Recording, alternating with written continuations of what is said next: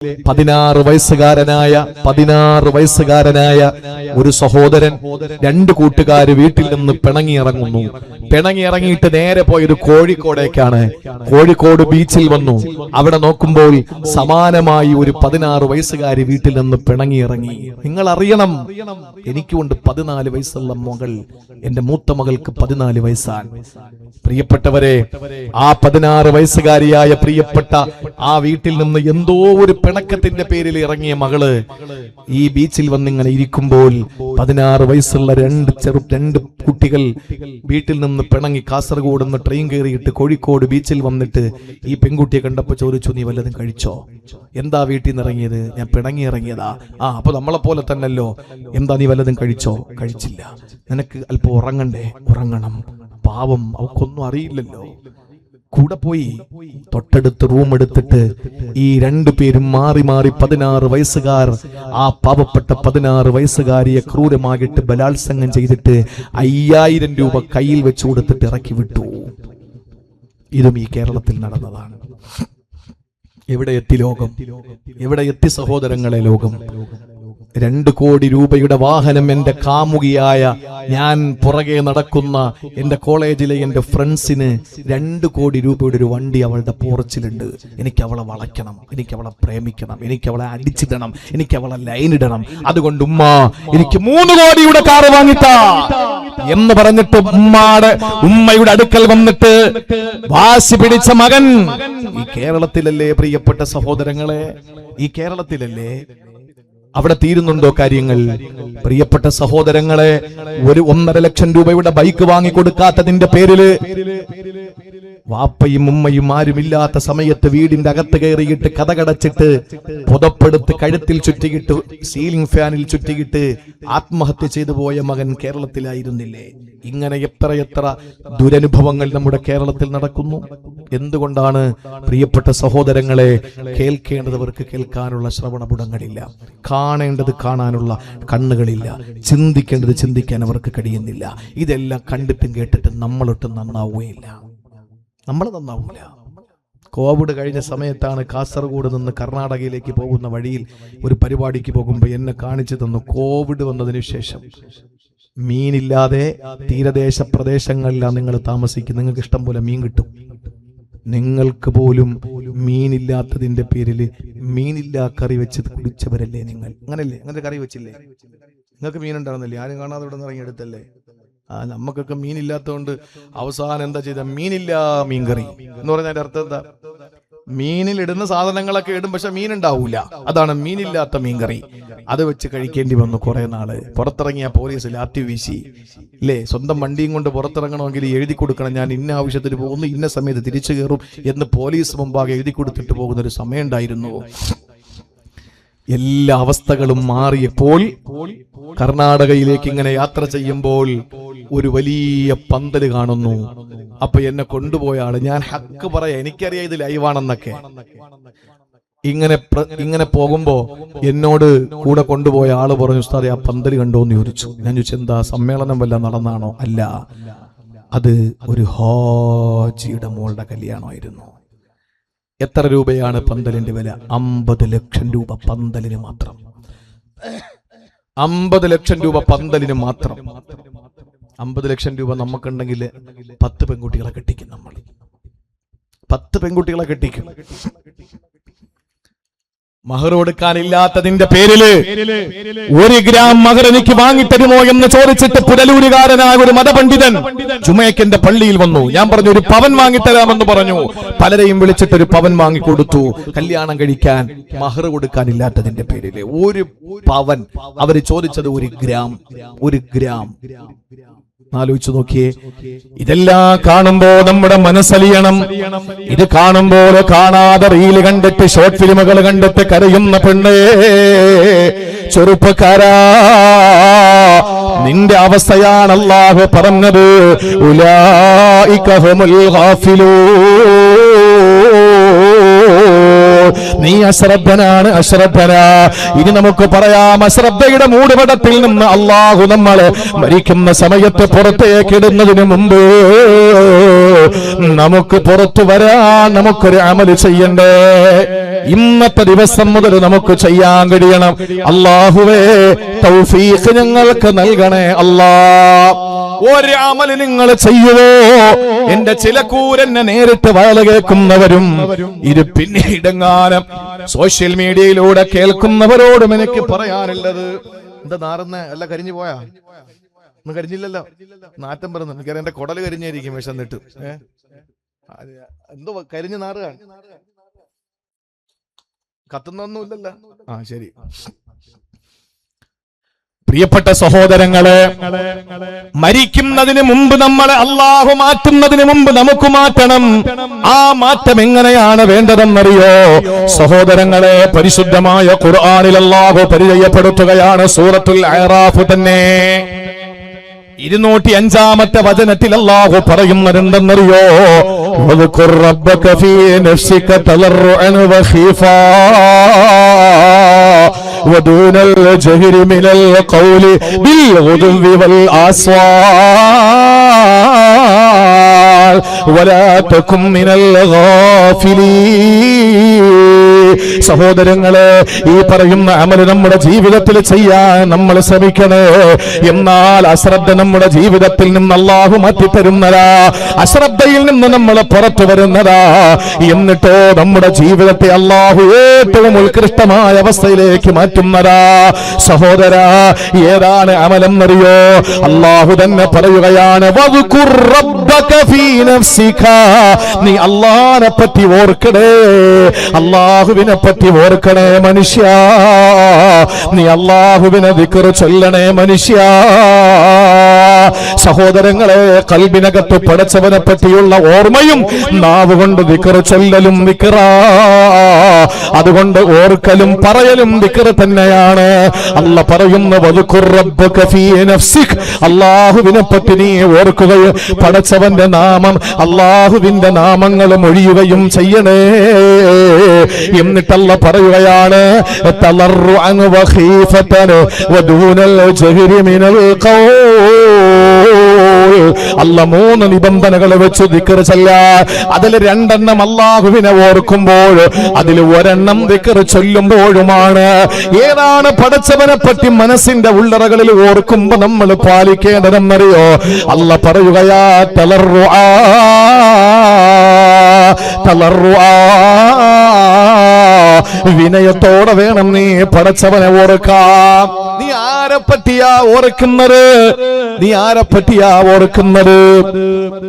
നിന്റെ നേതാവിനെ, നിന്നെ സൃഷ്ടിച്ചവനെ, നിന്നെ പടച്ചവനെ, നിനക്ക് ഭക്ഷണം തന്നവനെ, നിനക്ക് വെള്ളം തന്നവനെ, നിനക്ക് ഉയിരിട്ടവനെ, നിനക്ക് ആയുസിട്ടവനെ, നിനക്ക് ചലനമിട്ടവനെ, നിനക്ക് റൂകൂടിയവനെ, നിന്നെ ഉറക്കിയവനെ, നിനക്ക് വസ്ത്രം തന്നവനെ, നിന്നെ രക്ഷപ്പെടുത്തിയവനെ, നിന്നെ അവസാനം സംഹരിക്കുന്നവനെ നീ ഓർക്കണം. എങ്ങനെ? തളർറുആ.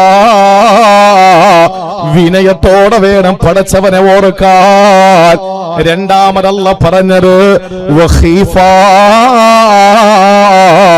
നല്ല ഭയത്തോടെ വേണം പടച്ചവനെ ഓർക്കാൻ. അല്ലാഹു ഭീകരനായത് കൊണ്ടല്ല, അല്ലാഹു ഭീകരനായത് കൊണ്ടല്ല. ചിലര് പറയുന്നത് അല്ലാഹ് ഈ ചില മരണങ്ങൾ, അബുദാബിയിൽ 4 മക്കൾ മരിച്ചു, 5 കുട്ടികൾ ഉണ്ടായിരുന്ന പ്രവാസി മലയാളികൾക്ക് അവര് അബുദാബിയിൽ ഒരു ആഘോഷം കഴിഞ്ഞ് തിരിച്ചു വരുന്ന വഴിയിൽ 4 പൊന്നുമക്കൾ അപ്പോഴേ മരിച്ചു. ഇത് സോഷ്യൽ മീഡിയയിലൊക്കെ കാണുമ്പോ അതിന്റെ അടിയിലെ കമന്റുകൾ, അല്ലാ എന്തല്ലാ, അങ്ങനെ ഒരുത്തനുണ്ടായിരുന്നെങ്കിൽ ഇങ്ങനെ കൊല്ലുവോ, ഇവരുടെ കണ്ണീര് കാണുവോ എന്നൊക്കെ ചോദിച്ചിട്ട്. സഹോദരങ്ങളെ, അതിനെപ്പറ്റി വിശദീകരിക്കാൻ നിന്നാൽ നമുക്ക് ഒരു ദിവസം മതിയാകാതെ വരും. അള്ളാഹുവിന് നമ്മളോടുള്ള സ്നേഹം ഉമ്മാക്ക് കുഞ്ഞുങ്ങളോടുള്ള സ്നേഹത്തിന്റെ 100 ഇരട്ടിയാണ്. ഇത് അള്ളാന്റെ മുത്ത് സല്ലല്ലാഹു അലൈഹി വസല്ലം നമ്മളെ പഠിപ്പിച്ചതാണ്. പടച്ചവൻ എന്തോ ഹിക്മത്തുണ്ടാവും. ഒരിക്കൽ ഒരാൾ ഇങ്ങനെ നടന്ന് ക്ഷീണിച്ചപ്പോൾ ഒരു മരത്തിന്റെ ചുവട്ടിൽ ഇങ്ങനെ കാലും കൈയൊക്കെ നിവർത്തി അങ്ങ് കിടന്നു. അയാൾ നോക്കുമ്പോ ഉണ്ട് വലിയ ഒരു മരം. ആ മരത്തിന്റെ പേര് അക്രോട്ടണ്ടി മരം എന്നാണ്. വലിയ മരം, നല്ല ഉയരമാണ്. ഭയങ്കരമായ ഉയരത്തിൽ നിൽക്കുന്ന കായകളോ ചെറിയ കായകളാണ്, ചെറിയ കായകൾ. അയാൾ ഇങ്ങനെ നോക്കി. എന്നിട്ട് അയാൾ തിരിഞ്ഞു നോക്കുമ്പോ കാണുന്നത് ചെറിയ വള്ളി. ആ വള്ളികളിൽ ഭീമാകാരമായ വലിയ മത്തൻ, മത്തങ്ങയും തണ്ണിമത്തനും ഒക്കെ പടർന്നു കിടക്കുന്ന കണ്ടിട്ടില്ലേ? വലിയ തണ്ണിമത്തൻ, 10 കിലോ 15 കിലോ ഭാരമുള്ള തണ്ണിമത്തനൊക്കെ ചെറിയ വള്ളിയിലാ പിടിക്കുന്നത്. അപ്പോ ഈ മനുഷ്യൻ ഈ നേരത്തെ പറയപ്പെട്ട ഈ യമുക്കളിൽപ്പെട്ട ആരോ ആയിരിക്കണം അത്, അല്ലേ? ഈ യുക്തിവാദികളിൽപ്പെട്ട ഏവനെങ്കിലും ആയിരിക്കണം, മറ്റേ അരിബ് ഹുസൈന്റെ സംഘടനയിൽപ്പെട്ട ആരെങ്കിലും ഒക്കെ ആയിരിക്കണം. അപ്പൊ അയാൾ ചിന്തിച്ചു, ദൈവത്തിന് വട്ടുണ്ടാ? ദൈവം പൊട്ടനാണ്? ഈ വലിയ മരത്തിലെ ചെറിയ കായും ചെറിയ വള്ളിയിൽ വലിയ കായും, എന്തേ വലിയ മരത്തില് വലിയ കായും ചെറിയ വള്ളിയിലെ ചെറിയ കായും അല്ലേ പടച്ചോൻ വെക്കേണ്ടത്? അല്ല പൊട്ടനാണോ?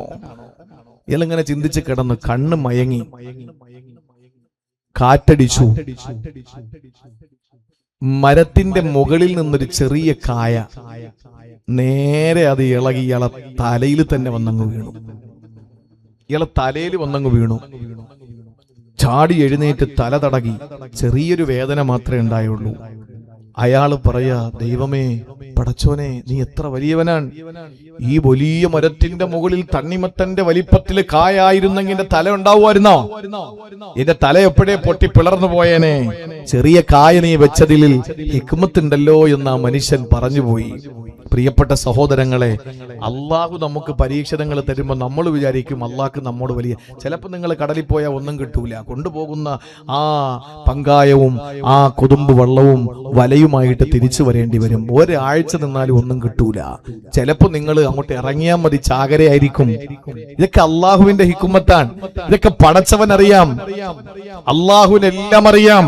അതുകൊണ്ട് സഹോദരങ്ങളെ, ഒരിക്കലും നമ്മൾ അള്ളാഹു ഭീകരനാണെന്ന ചിന്ത നമുക്ക് വേണ്ട. ദയയില്ലാത്തവനാണ്, കണ്ണിൽ ചോരയില്ലാത്തവനാണെന്ന ചിന്ത വേണ്ട. ഒരു രീതിയിൽ നിങ്ങൾ ചിന്തിക്കരുത്. അള്ളാഹനെ ഭയപ്പെട്ടു വേണം അവനെ ഓർക്കാൻ. ഞാൻ ഓർക്കുന്നത് എന്റെ പടച്ചവനെയാണ്, എന്നെ സൃഷ്ടിച്ചവനെയാണ്. ആ ഒരു പേടി നമ്മുടെ മനസ്സിലുണ്ടാകണം, ഒപ്പം വിനയം ഉണ്ടാകണം. ഇനി ദിക്ർ ചൊല്ലുമ്പോഴോ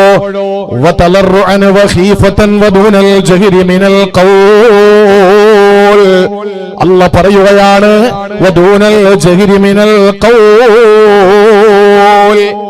നീ മിതമായ ശബ്ദത്തിൽ വേണം ദിക്ർ ചൊല്ലാൻ.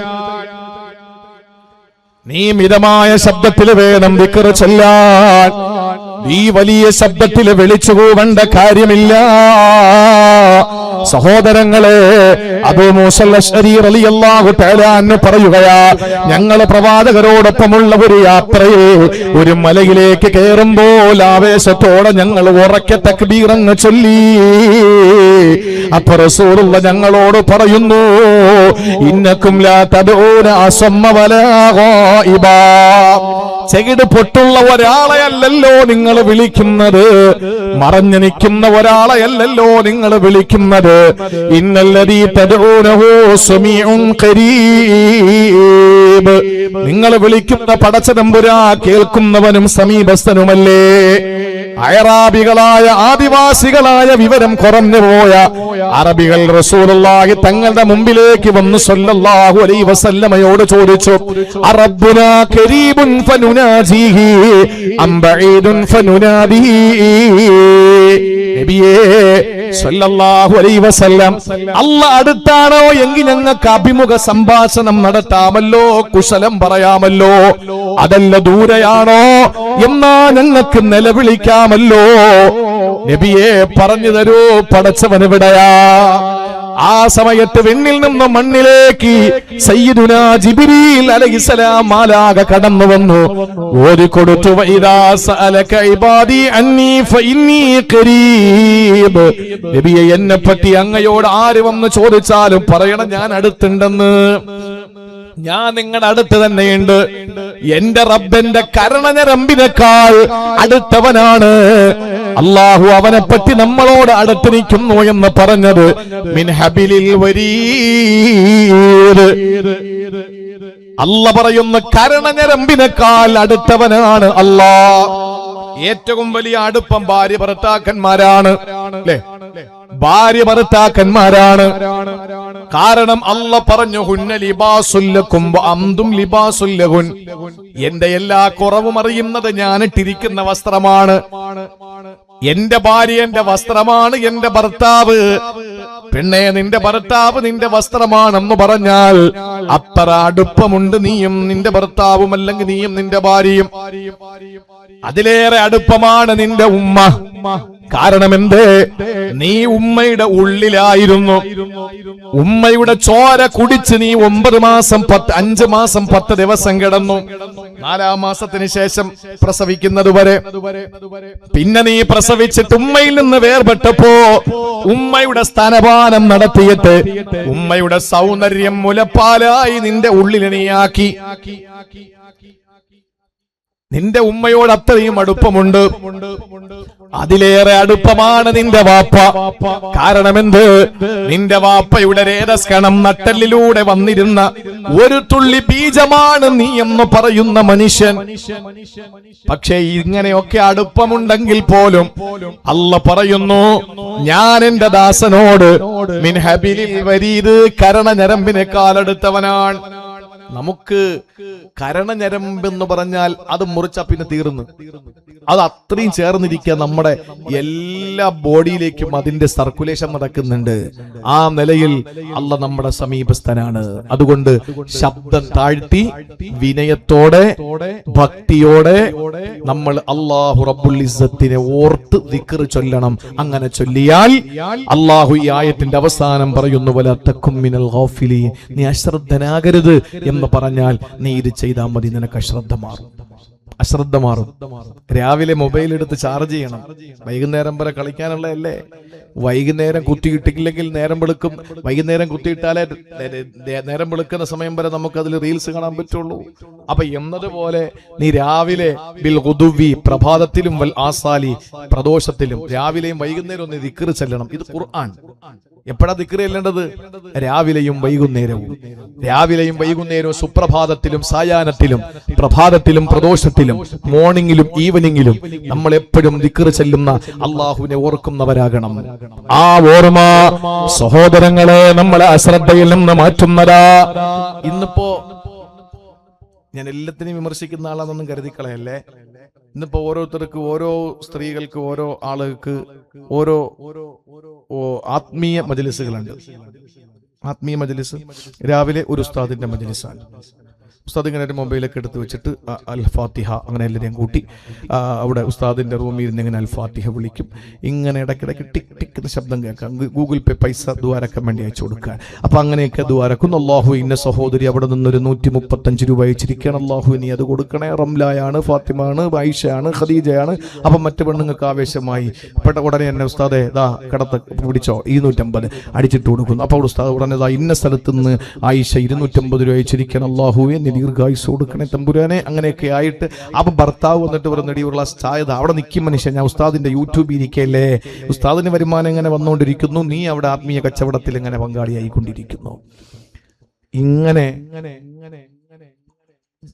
കുറെ സ്ത്രീകളൊക്കെ ദിക്റുകളൊക്കെ ചെല്ലുന്നുണ്ട്.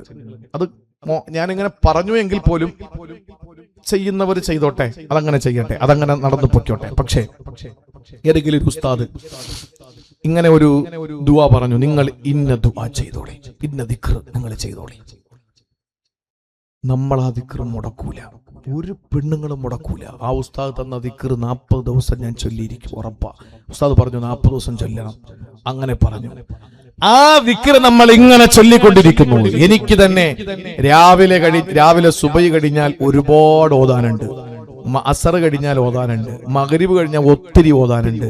ഞാൻ ഈ തെക്കും വടക്കും ഒക്കെ പോകുമ്പോൾ മഹാന്മാരെയൊക്കെ പോയി കാണും.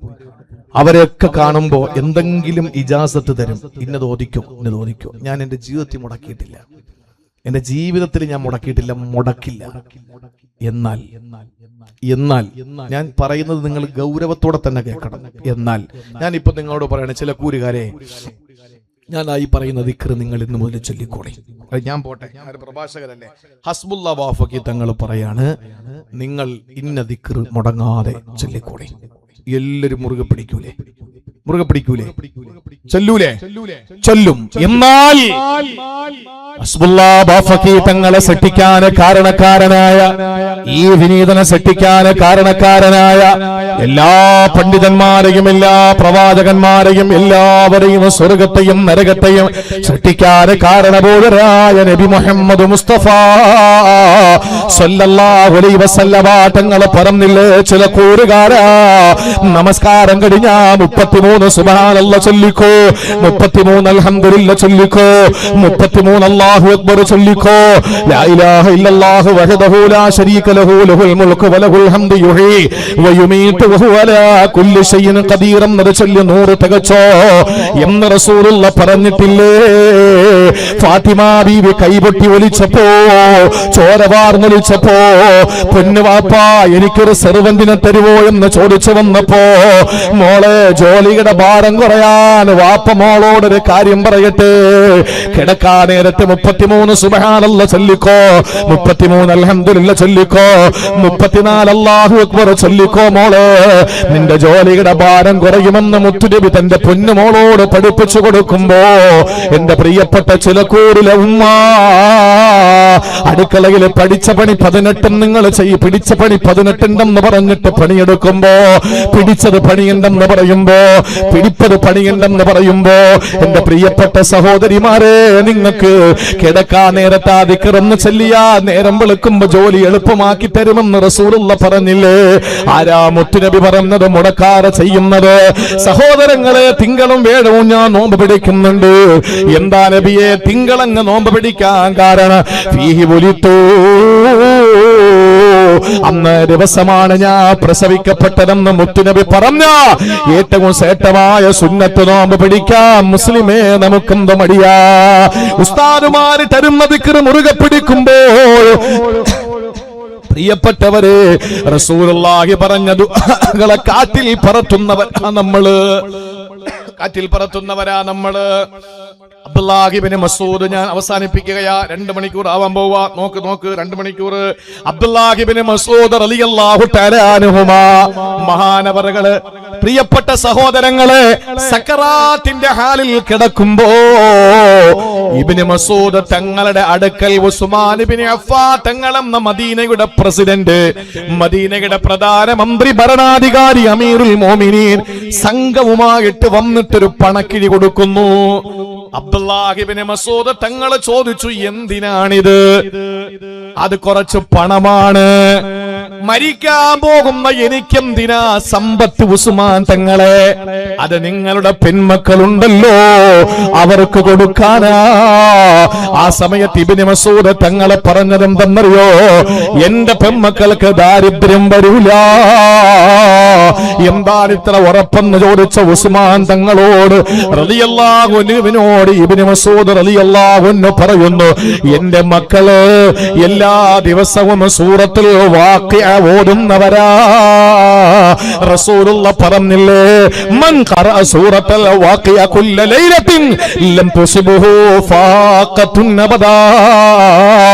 സൂറത്തുൽ വാഖിഅ ഓടുന്ന വീട്ടില് ദാരിദ്ര്യം വരൂല, നിങ്ങൾക്കെന്ന് ചാകര തന്നെ. പ്രിയപ്പെട്ടവരെ, സൂറത്തുൽ വാഖിഅ ഓടുന്ന വീട്ടില് പണം അല്ലാഹു കൊടുക്കുമെന്ന് പറഞ്ഞപ്പോ എന്റെ പെൺമക്കൾ ഒരു ദിവസം പോലും മുടങ്ങാതെ ഓടി തങ്ങളെ. അതുകൊണ്ട് നിങ്ങളെ പണം വേണ്ട, അല്ല എന്റെ പെൺമക്കളെ പട്ടിണിക്കിടൂല. ചിലക്കൂരിലെ ഭർത്താവ് പങ്കായം പിടിച്ച് തഴമ്പിച്ച കൈയുള്ള ചിലക്കൂരിലെ പാവപ്പെട്ട ഭർത്താവ് ഒരു കൊതുമ്പ് വള്ളത്തിൽ കയറി തുഴഞ്ഞു പോയപ്പോ ഏതോ പെണ്ണാ വീട്ടിലിരുന്ന് വാക്കിയ ഓതിയത്. അപ്പോഴോ അള്ളാന്റെ റസൂല് പറഞ്ഞു, വാക്കി ഓതിയ ദാരിദ്ര്യം വരൂല. എന്ന വേറെ ഏതോ ഒരു എംബോക്കി പറഞ്ഞു കൊടുത്തു, മണിപ്ലാന്റ് വെച്ചാൽ നിങ്ങൾക്ക് പണം വന്ന് കയറും. അങ്ങനെ കാട് മുഴുവനും വീടാക്കി. അപ്പോഴോ കൊമ്പേറി കയറിയല്ലാതെ പണം വന്നില്ല, അല്ലേ? പാമ്പഴഞ്ഞ് വന്നതല്ലാതെ ആരെങ്കിലും വീട്ടിൽ പണം വന്നോ? മണി പ്ലാന്റ് വെച്ചിട്ട് പണം വന്നോ?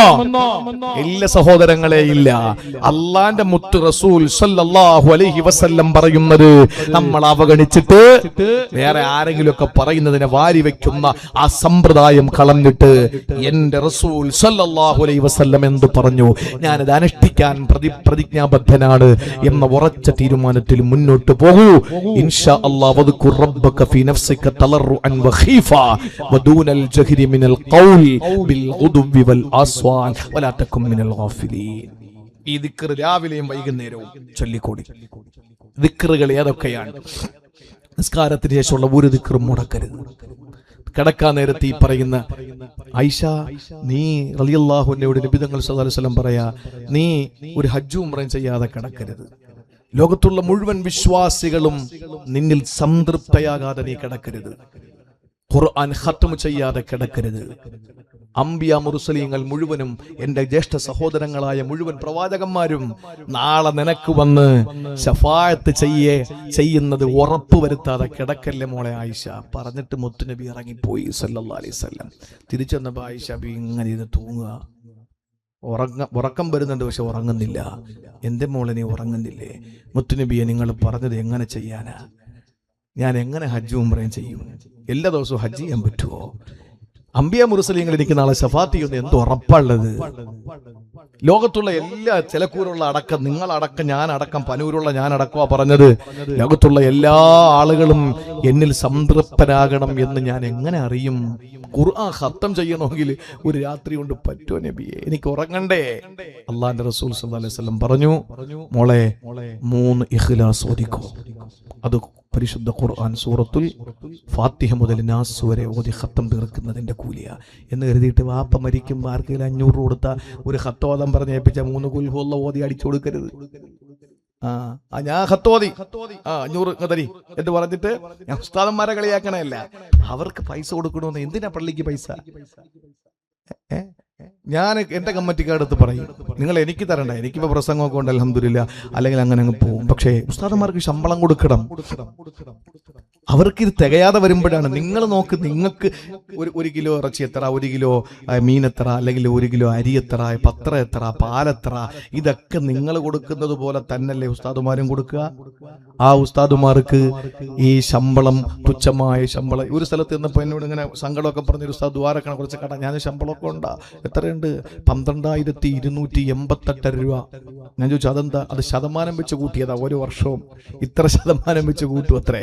അപ്പൊ ഞാൻ പറഞ്ഞു, എന്താ അവർക്ക് റൗണ്ട് ചെയ്തിട്ട് 13 രൂപ തന്നൂടെ, അല്ലെങ്കിൽ 15 രൂപ തന്നൂടെ? നമ്മൾ കൊടുക്കണം. ബാങ്കിൽ ഇങ്ങനെ അള്ളാഹ്ക്ക് കുറെ പൈസ ഇട്ടിട്ട് എന്ത് കിട്ടാനാ? ഒരു കാര്യമില്ല. പൈസ ഉസ്താദന്മാർ കൊടുക്കണം. അല്ലെങ്കിൽ എന്താ സംഭവിക്കാന്നറിയോ? ഇവര് പെട്ടെന്ന് നിസ്കരിക്കും, ദുആയൊക്കെ ചുരുക്കും, മങ്കൂസ് മൗലിദിനെ വീണ്ടും മങ്കൂസാക്കും. അപ്പൊ മങ്കൂസ് എന്ന് പറഞ്ഞാൽ വലിയ മൗലിദിനെ മങ്കൂസാക്കിയതാണ് മങ്കൂസ് മൗലൂദ്. ഷോർട്ട് മൗലൂദ് എന്നാണ് അതിന്റെ അർത്ഥം.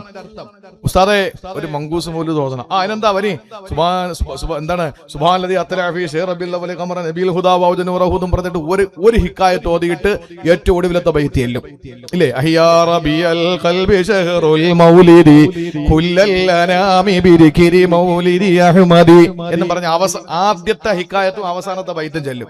നിങ്ങൾ കുറ്റം പറയണ്ട. എന്താണെന്നറിയോ? ഈ മൗലൂദ് കഴിഞ്ഞിട്ട് വേണം അത്തർ കച്ചവടത്തിന് പോവാൻ. അതെന്താ കാരണം? കൊടുക്കുന്ന ശമ്പളം തികയുന്നില്ല. അപ്പൊ അയാൾക്ക് മക്കളെ വളർത്തണ്ടേ? അപ്പൊ അത്തർ കച്ചവടത്തിന് പോവും. ചിലപ്പോ കവുങ്ങി കയറാൻ പോവും, ചിലപ്പോ തെങ്ങി കയറാൻ പോവും, ചിലപ്പോ മീൻ കച്ചവടത്തിന് പോവും, ചിലപ്പോ ചോറ് വെക്കാൻ പോവും, ചിലപ്പോ കഞ്ഞി വെക്കാൻ പോവും. അപ്പൊ അത് വരരുത്. അത് വരാതെ ആലിമീങ്ങളെ പള്ളിക്കകത്ത് തന്നെ നിർത്തണം. അവർക്ക് മതിയായ പത്രത്തിൻ്റെത്. എന്റെ സെക്രട്ടറി, അദ്ദേഹം മരണപ്പെട്ടു പോയി, അള്ളാഹു ഖബർ വിശാലമാക്കി കൊടുക്കട്ടെ. അദ്ദേഹം പറയുമായിരുന്നു, ഉസ്താദേ 31-ാം തീയതി എന്ന് പറയുന്ന ഒരു തീയതിയിൽ ശമ്പളം ഉസ്താദുമാർക്ക് കൊടുക്കണം. അദ്ദേഹം പറയാൻ എന്താ കാര്യം? നിങ്ങൾ പാലുകാരനോട് പറഞ്ഞിട്ടുണ്ട് 1-ാം തീയതി തരാന്ന്, പത്രക്കാരനോട് പറഞ്ഞിട്ടുണ്ട് 1-ാം തീയതി തരാന്ന്, പിന്നെ മക്കളുടെ ഫീസ് കൊടുക്കുന്നിടത്ത് പറഞ്ഞിട്ടുണ്ട് നിങ്ങൾക്ക് 1-ാം തീയതി തരാന്ന്. നിങ്ങൾ കൊടുക്കണമെങ്കിൽ ഞങ്ങൾ തരണം. ആ ഞങ്ങൾ 5-ാം തീയതി ആക്കിയാൽ നിങ്ങളെ പള്ളി ചീത്ത പറയുന്നത് പാലുകാരനാണ്. അത് നിങ്ങളെ തൊപ്പിയോടുള്ള അനാദരവാണ്. അവരെ കൊണ്ട് പറയിപ്പിക്കാൻ പാടില്ല. അതിന് ഞങ്ങൾ കാരണക്കാരാകാൻ പാടില്ല. അതുകൊണ്ട് 31-ാം തീയതി എന്ന പൈസ ആരും നിങ്ങൾ കൊണ്ടുവന്ന് പെട്ടെന്ന് കൊടുത്തേക്ക്. ആ ഒരു രീതി ഞാൻ പറഞ്ഞു. പറഞ്ഞു വന്നത്, ഞാൻ എന്തോ പറഞ്ഞപ്പോ അങ്ങോട്ട് കയറിപ്പോയതാ. ഞാൻ പറഞ്ഞു വന്നത് പ്രിയപ്പെട്ട സഹോദരങ്ങളെ, എന്താ പറഞ്ഞേ ശമ്പളത്തിന്റെ കാര്യം? അല്ലാഹു അല, എവിടെ പോയി? അതാ പറഞ്ഞത്. അപ്പൊ അതുകൊണ്ട് പ്രിയപ്പെട്ട സഹോദരങ്ങളെ, രാവിലെയും വൈകുന്നേരവും പരിശുദ്ധമായ ഞാൻ പറഞ്ഞു വന്നത് 3 ഇഖ്ലാസ് ഓതിയാൽ ഒരു ഖത്ം ഓതിയ കൂലിയാണ്. ഓദിക്കോ, എത്ര സെക്കൻഡ് വേണം? ഖുൽ ഹുവല്ലാഹു അഹദ്. കുൽഫു അല്ലാഹ് ഓതിക്കളയല്ലേ, നല്ലോലെ പഠിക്കണം. ചിലര് കുൽഫു അല്ലാഹു അഹദ്, അങ്ങനെയൊന്നുമല്ല. ഖുൽ ഹുവല്ലാഹു അഹദ്, അല്ലാഹു സമദ് 3 ഓതി ഒരു ഖത്തമായി. പിന്നെ ലോകത്തുള്ള എല്ലാ മനുഷ്യരെ കൊണ്ടും സംതൃപ്തി നേടണം. പിന്നെ പറഞ്ഞ എന്താ? ഒരു ഹജ്ജ് ഉംറയും. ലാ ഇലാഹ ഇല്ലല്ലാഹു വഹ്ദഹു ലാ ശരീക ലഹു ലഹുൽ മുൽക്കു വൽ ഹംദു യുഹ്യി വയുമീതു വലാ കുല്ലി ഷൈഇൻ ഖദീർ. ഒരു ഹജ്ജ് ഉംറ ചെയ്ത കൂലിയായി, ഒറ്റ ദിക്ർ. അപ്പൊ എല്ലാ അമ്പിയാക്കളും നാളെ നീയുമായിട്ടൊരു കണക്ഷൻ ഉണ്ടായതുകൊണ്ട് നിനക്ക് ശഫാഅത്ത് ചെയ്യും. പിന്നെ എല്ലാവരെയും നീ സംതൃപ്തിയിട്ട്, എല്ലാവരുടെയും സംതൃപ്തി നേടിയിട്ട് കിടക്കണം. അതെനിക്ക് തോന്നുന്നതിന്റെ ഓർമ്മ ഞാനിപ്പോ ഓർമ്മിച്ചവും പറഞ്ഞതാ. അതെന്തെങ്കിലും തെറ്റുണ്ടെങ്കിൽ നിങ്ങൾ കണ്ടെത്തി പഠിച്ചോളൂ. എന്റെ ഓർമ്മ ശരിയാണെങ്കിൽ എല്ലാവരെ പറ്റിയും നല്ലത് ചിന്തിക്കണമെന്നാണെന്ന് തോന്നുന്നു. അല്ലാഹു അലം. അല്ലെങ്കിൽ അവർക്ക് വേണ്ടി ദുആരക്കൽ. അതെ ലോക മോമിനീങ്ങൾക്ക് വേണ്ടി ദുആരക്കണം. എല്ലാ മോമിനീങ്ങൾ അല്ലാഹുമ്മ ഗഫിരിൽ, സംശയമില്ല, ഇത് തന്നെയാ എനിക്ക് ഓർമ്മ വന്നു. അല്ലാഹുമ്മ ഗഫിരിൽ മുഅ്മിനീന വൽ മുഅ്മിനാത്ത്. എല്ലാവർക്കും വേണ്ടി ദുആരക്ക്. എല്ലാ മോമിനീങ്ങൾക്കും വേണ്ടി ദുആരക്ക്. അവരെല്ലാം നിന്റെ സംതൃപ്തനായിരിക്കും. എന്നിട്ട് നീ കിടക്ക്. അത് നബിതങ്ങൾ ഭാര്യയ്ക്ക് പറഞ്ഞു കൊടുത്തതാ. നേരത്തെ പറഞ്ഞത് നബിതങ്ങൾ മോക്ക് പറഞ്ഞു കൊടുത്തതാ. അതിനു മുമ്പ് പറഞ്ഞത് പൊതുസമൂഹത്തോട് പറഞ്ഞതാ. ഇതെല്ലാം സുന്നത്താണ്, ഇതെല്ലാം ദിക്റാണ്, ഇതെല്ലാം നബിതങ്ങളുടെ ചര്യയാണ്. ഇതാര് ചെയ്യും? ആരെങ്കിലും ചെയ്യോ? ഇപ്പോഴും കോയമ്പത്തൂരിൽ നിന്ന് ഊതാൻ പറയുമ്പോ ചില കൂരിന്ന് ഊതിക്കൊണ്ടിരിക്കുക ചരുവത്തിൽ. അള്ളാഹു കാത്തുരക്ഷിക്കട്ടെ. അതുകൊണ്ട് പ്രിയപ്പെട്ട സഹോദരങ്ങളെ, ജീവിതത്തിൽ ഒരിക്കൽ പോലും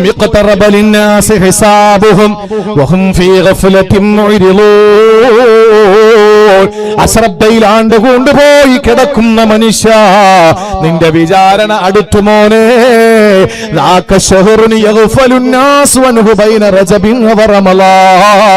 എന്താ നബിയെ ഈ ശഅബാനിൽ നിങ്ങൾ കൂടുതൽ നോമ്പ് പിടിച്ചത്? നിബിതങ്ങൾ പറയുന്നു, ഉസാമ, അതിനൊരൊറ്റ കാരണമാണ്. ഈ മാസം ശഹ്റുൽ ഗഫ്ലത്ത്, അശ്രദ്ധയുടെ മാസമാണ്. ജനങ്ങൾ റജബിൽ വലിയ ജാഗ്രത, റമദാനിനെ പറ്റി ശഅബാനിൽ ചിന്ത. അപ്പോഴും ശഅബാനിനെ വിട്ടുപോയി. ഈ ശഅബാൻ നിങ്ങൾ ഫലപ്രദമാക്കണം. അല്ലാഹു തൗഫീഖ് തരട്ടെ. ഇതാണ് സഹോദരങ്ങളെ ഒരു കാര്യം. പിന്നൊരു കാര്യം പറഞ്ഞത്, ഞാന് ഈ മാസമാണ് ഒരു കൊല്ലത്തെ അമൽ അല്ലാഹു ഉയർത്തിക്കൊണ്ടുപോകുന്നത്. ഞാൻ നോമ്പുകാരനായിരിക്കുമ്പോ എന്റെ അമൽ ഉയർത്തിക്കൊണ്ടുപോകാൻ എനിക്ക് ആഗ്രഹം. അതുകൊണ്ടാണ് ഞാൻ നോമ്പ് പിടിക്കുന്നത്. അതുകൊണ്ട് കഴിയുന്നവരൊക്കെ നോമ്പ് പിടിക്കുക. ഒരു റിഹേഴ്സൽ ആവുമല്ലോ, ഏത് റമളാനിലത്തേക്ക് വേണ്ടിയിട്ട്. അള്ളാഹു റമളാനിലേക്ക് ആയുസ് നീട്ടിത്തരട്ടെ. റജബിലും ശഅബാനിലും ആരോഗ്യം അല്ലാഹു തരട്ടെ, ആഫിയത്ത് തരട്ടെ. റമളാനിലേക്ക് ആയുസ് അല്ലാഹു നീട്ടിത്തരട്ടെ. മരണപ്പെട്ടു പോയ നമ്മുടെ പ്രിയപ്പെട്ടവർക്കെല്ലാം അല്ലാഹു പുറത്തു കൊടുക്കട്ടെ.